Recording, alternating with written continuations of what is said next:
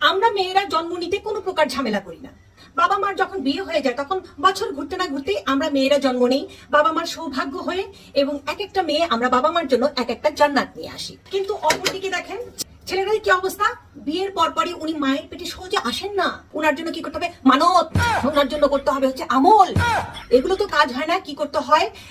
ফকির, ফাকরা, ঋষি, মনির, I বাবা, সাই বাবা, মাজার, দরবেশ, মসজিদ, মন্দির, গির্জা, মক্কা, মদিনা, ঝাড়ফুঁক, পানি পড়া থেকে শুরু করে তাল পড়া, ডাল পড়া, শিকড় পড়া, বাবা কত কি করার পরেও উনি সহজে মায়ের পেটে হন না। ঠিক আছে, তখন বাবা মা কি করে? ওই পরিবারের দোয়া দেওয়ার কাজ হয় না। তখন কি হয়? আত্মীয় স্বজন, পরিবার পরিজন, পাড়া প্রতিবেশী অনলাইনে ভাই একটু দোয়া করেন, মানত করছি, তারপরে যাই সাদগা থেকে শুরু করে কত কি।